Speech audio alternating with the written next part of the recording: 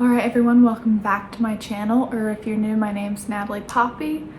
I just started making these videos to help other mothers, just for a creative outlet, just on motherhood, natural living, things of that sort. But today we are going to talk about my first trimester recap. So I'm currently 16 weeks pregnant, so I know I'm a little behind the ball, but there was just a lot of other factors that went on with everything. My first trimester was completely different than my first pregnancy. My first pregnancy, I was throwing up at least once a day. I was so exhausted. I had to take at least one nap a day. No motivation. I couldn't eat specific foods. I could only eat like comfort, like childhood foods. This time, I found out I was pregnant the week before Christmas, and that was kind of a good thing. I was 4 weeks. So the week leading up to Christmas, I was 5 weeks. I was feeling all right. No one knew except Thomas, and I was doing good. 6 weeks came, which is when I started getting sick with August. It was the week after Christmas, and luckily my work takes the week off between Christmas and New Year's. I was feeling really tired, low energy, couldn't really do anything. It was cold out. I don't really do well when it's dark out and there's not sunshine. So there was that factor to it. But then with like the family, like holiday foods, because we had Christmas the weekend of Christmas and then New Year's weekend, because they both landed on a Sunday.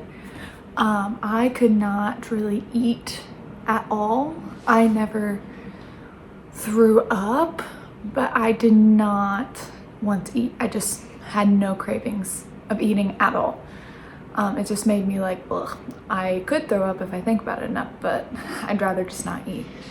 And then whenever I wouldn't eat, I would struggle with being more nauseous.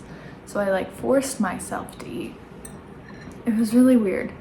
I didn't have any specific cravings. I did like having beef sticks more as snacks, but I wasn't really hungry, so I think it was just my body needing protein. I liked cinnamon applesauce, but I think that was my body's way of getting some natural sugar. And that was about it. There wasn't really anything else that I craved or liked. I've never had a lot of cravings. This pregnancy, we had a litter of puppies born December 18th. So it was shortly after I found out I was pregnant, days.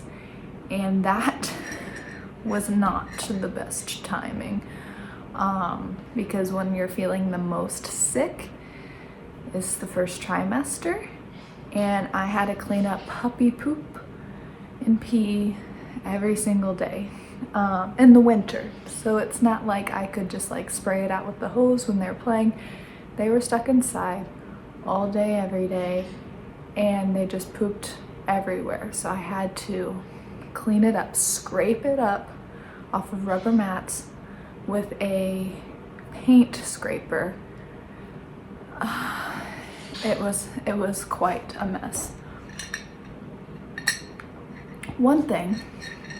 This reminds me, one thing that was the same was pretty much right when I got pregnant, and I didn't even know it yet, I stopped liking coffee.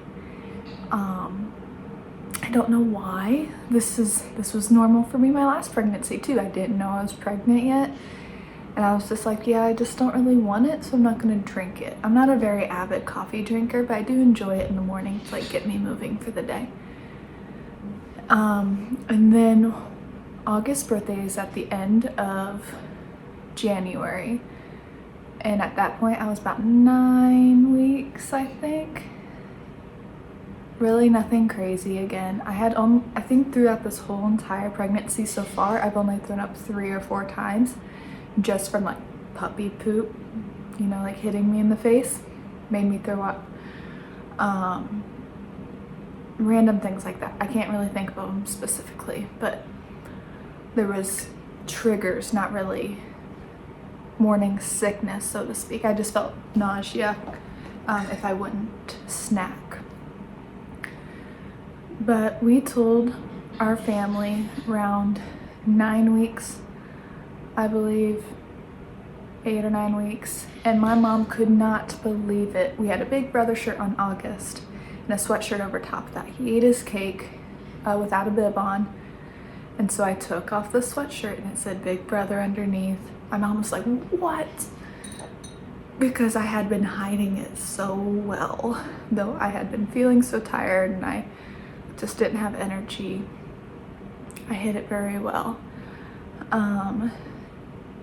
I have, just in general, I have vivid dreams. That's just something I deal with.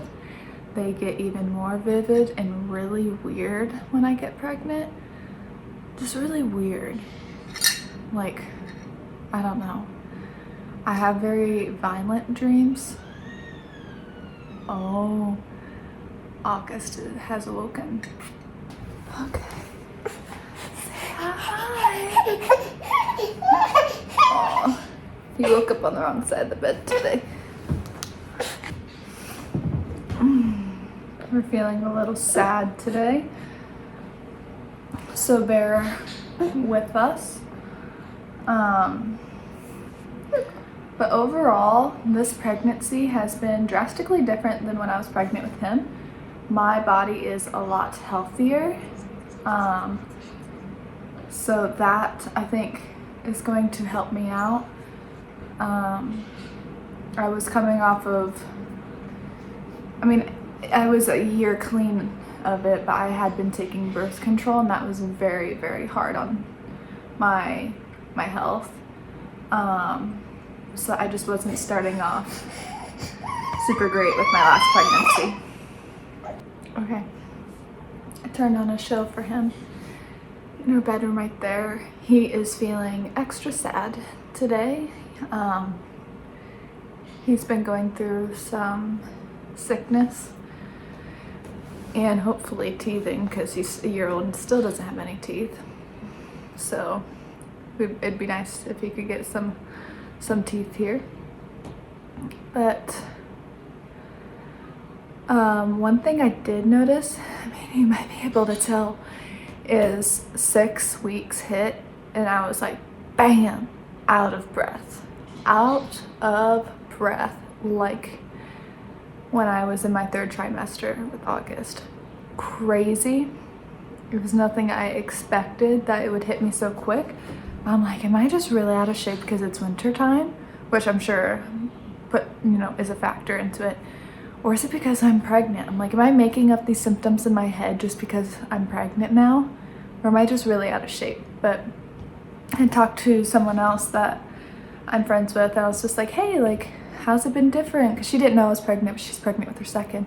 She's like, I was out of breath like instantly when I found out. I'm like, cool, same. And then another difference with my 2nd pregnancy is that I started showing like immediately, which other people, it is baggy clothes season, so other people didn't know that I was, showing. I just looked very, very, very, very, very bloated, as if I had bread and ice cream all day, every day. And with August pregnancy, though I was already like constantly bloated, I didn't really pop until I was like 6 months pregnant. So like, depending on the clothes I wore, I could really hide my pregnancy if I wanted to last time. This time, I wear the wrong thing and they're like, oh, she's pregnant. Like, no duh. So again, I'm taking a lot better care of myself this time. I don't eat frozen food really anymore, and last time I worked full time and I was busy outside of work and I was just in everything that I didn't really have time to food prep. I was just catching up on my house chores. So I definitely gave in to like eating not as well, and this time I'm trying to stick with it. Though there was weeks where I could only eat certain things. I craved egg McMuffins and mocha frappes, and so I learned how to make them at home. I, got all the ingredients from the store and I ate them at home. I still eat English muffins on a regular basis because that's just one of my comfort breakfasts. But this time I really am looking forward to having a summer birth, even though it's completely swap of wardrobe, completely. I am looking forward to having fresh foods to eat at the end of my pregnancy versus comfort foods because I gave birth after the holidays. My body will really appreciate the movement some more, the sunshine, the fresh air. So I'm looking forward to seeing the difference between my last birth and this birth. The end of my pregnancy last time I had hypertension, and it was something that could get very concerning very quickly.